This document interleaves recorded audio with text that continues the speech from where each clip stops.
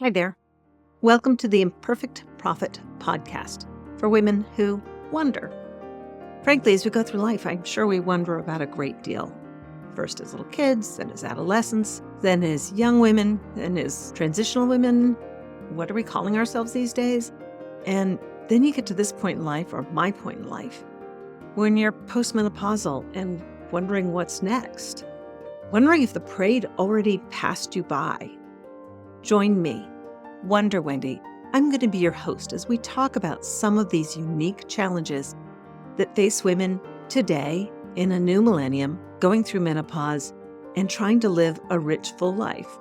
There might even be a few men and younger women that want to listen in too. That's okay. But there's a roller coaster and we're all on it. And I'm going to be your guide to help you figure out when you should close your eyes, when you should hang on, and maybe we'll explore some ideas for what works for you if it doesn't work for me, or vice versa. So join the conversation, pick up your favorite beverage, and we'll talk to you soon. Welcome to the Imperfect Prophet. Have you ever walked into a holiday gathering and felt, let's call it an internal shift?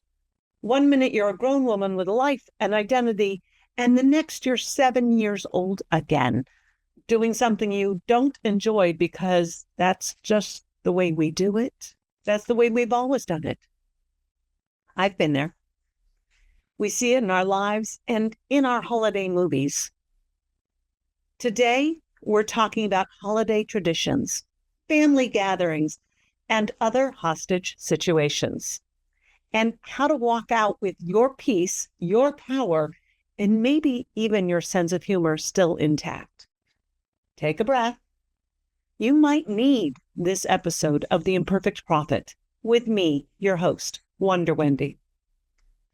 Now let's talk about it. Those holiday traditions, family traditions, and yes, other hostage situations.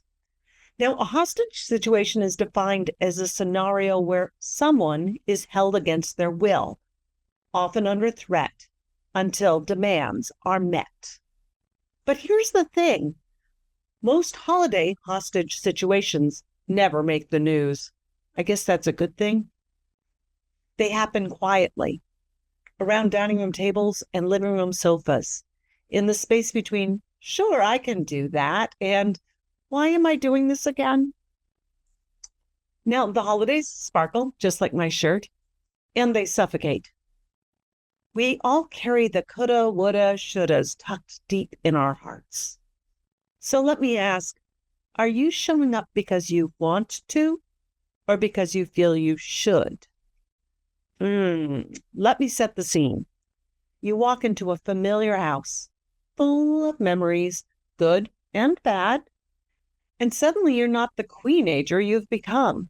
No, you're 7 again, or 14, or 22, sitting next to that uncle who tells jokes that really could land him in the HR department in a workplace scenario. You know exactly the ones I'm talking about.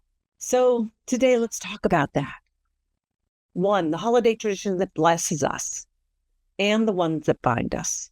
2, the expectations we inherited without ever agreeing to them.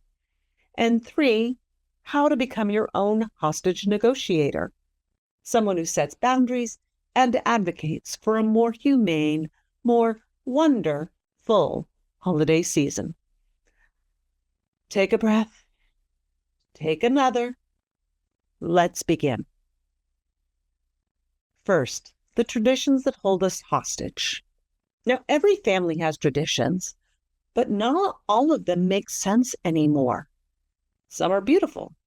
Some are quirky, like the fragile ornament that simply must go on the tree. And some are ancestral obligations with a side of emotional confusion. Here's one of mine. When I was little, the living room door stayed shut until we all entered together. Family law, no exceptions.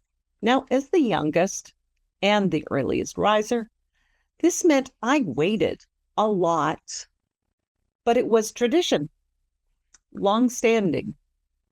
In my childhood brain, we had been doing it forever. I should ask my siblings if that was actually true. Nothing wrong with a tradition like that until it has unintended consequences.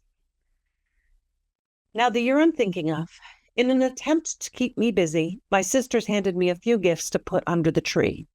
I took them as ordered, went downstairs, opened the forbidden door, and saw the stockings.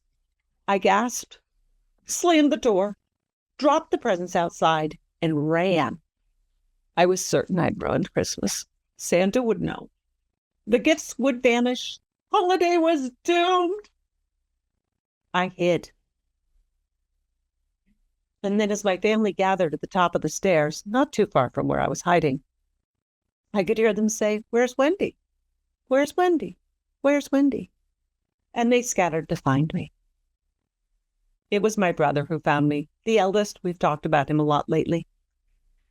I was huddled in a corner, trembling, tear-streaked, terrified. And when I explained the reason, his face flickered between laughter and tenderness, and he scooped me up. Funny, I didn't understand his expression in that moment, that look on his face, but it left an indelible mark that I only understood when I became a parent later in my life. Here's the thing about that tradition. It started to prevent one kid from jumping the line. But to me, it felt like law, ceremony, sacred magic. And breaking it felt catastrophic. That's how traditions work. They start with a reason, yet they can carry a meaning far beyond what anyone intended. And sometimes they stop working. Is it still Christmas without a treetop angel? How about without alcohol? With a different entree? On a different date? I know, radical, but think about it. Sometimes the tradition isn't something you do either. It's something you're expected to be. The responsible one, the quiet one, the peacemaker, the one who makes pie, the one sitting on the box because there aren't enough chairs. And that's when the holidays start to feel like a hostage situation. Not because we don't love our people, at least most of them, but because we love them at the expense of ourselves. And if you catch yourself saying yes when you want to say no, if you cook food you don't even like, if getting everyone together matters more than whether you can afford the travel or time, you might be the hostage. Ooh, and if you insist everyone follow your old rules long after they've stopped serving the group, you might be the hostage taker. Tradition plus expectation plus guilt. Oh yeah, that equals a hostage situation. Especially if you grew up in a family where conflict was avoided at all costs. You've been training for years to stay quiet. So, what do we do about it? First, identify your hostage situation. Let's be honest. What holds you hostage? Is it a tradition that no longer fits? A role you didn't choose? Someone else's emotional needs? Ooh, fear of disappointing people. The pressure for perfect? The belief that if you don't hold everything together, everything will fall apart. These are all invisible contracts signed long ago and never renegotiated. Contracts like, I won't say what I feel if you promise not to get upset. I'll do the work if you give me approval. I'll stay small if that keeps the peace. And all these contracts can result in hostile peace that isn't really a good place to build joy and great memories. Which brings me to a moment from Ted Danson's show, An Inside Man. And if you haven't watched it yet, please do so. It talks a lot about continuing to live even though we aren't as young as we used to be. Anyway, on his show, season 2, Thanksgiving episode, a wonderful meditation on tradition and change. His daughter agonizes, truly agonizes over whether she should bake her late mother's famous pecan pie. She talks about it so often, her husband's eyes glaze over the second she says, honey. She's worrying, will it reopen grief? Will it hurt her dad? Will it overshadow his new relationship? Will it ruin the holiday? But then again, what if the pie is exactly what he wants? What if it's not regression, but love? She is suspended between two invisible contracts.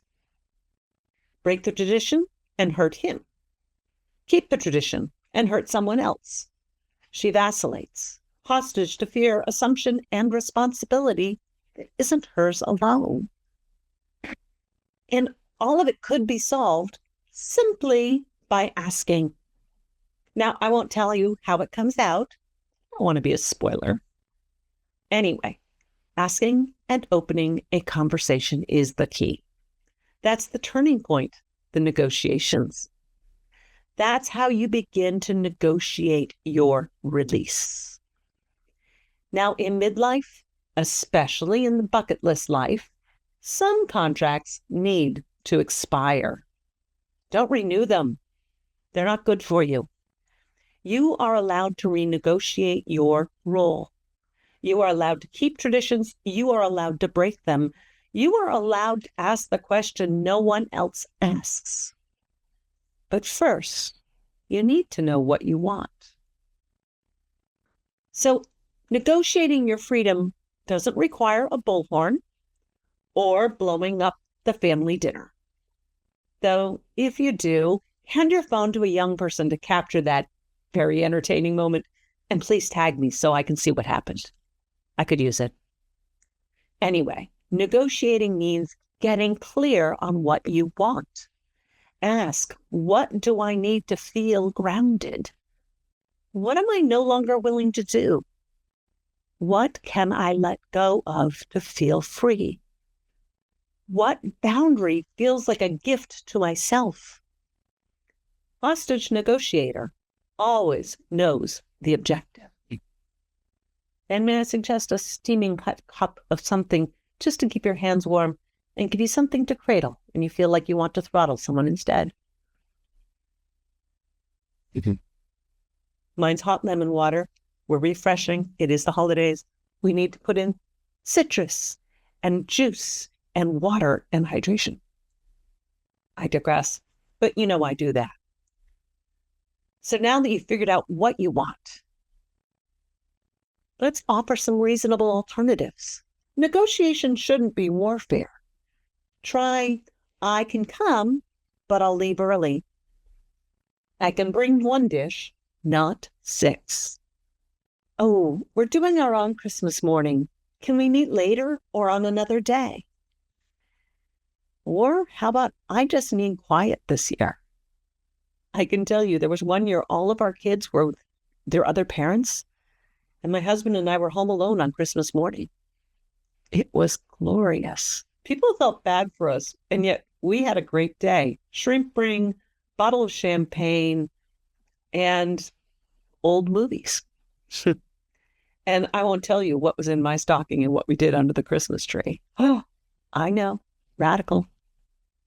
Dates can change, menus can change, traditions can change. It's the connection that matters. Don't forget that. Now that you have all these tools, I want you to understand that you may hit some resistance. When you change, the system shakes. People who benefited from your old role may not applaud your new boundaries. That doesn't make you wrong. It doesn't make them wrong either. It's just their discomfort. As Richard Carlson, author of Don't Sweat the Small Stuff, said, choose being kind over being right, and you'll be right every time. With that in mind, you know that kindness helps you stay steady while still honoring your truth. And while you're doing that, remember you are not responsible for the hostage taker's feelings. This is a big one. You are not responsible for someone else's disappointment or their reaction or holding together a tradition that harms your well-being. Freedom comes when you stop managing other people's emotions. Here's the wonderful part. When you free yourself from old patterns, you create space for new traditions for everyone. This isn't about imposing your will. Do not become the hostage taker. It's about creating room for everyone to grow. Maybe the tree moves to a different corner.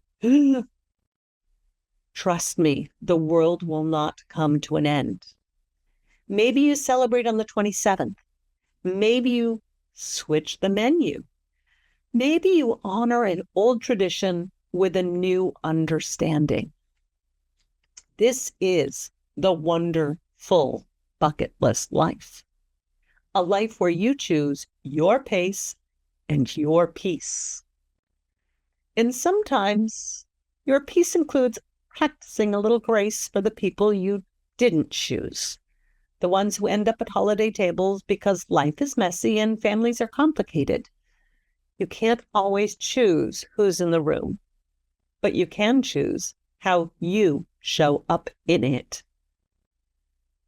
Nothing is always been done the same way. That's just a trick of memory. You are not the child they remember. You are a grown woman crafting a wonderful holiday on your own terms. And that is worth celebrating. So raise your glass, whatever you happen to be drinking. Please excuse the sound of my furnace, which apparently is running now that the days are getting colder. Thank you for spending this holiday moment with me, bucket listers.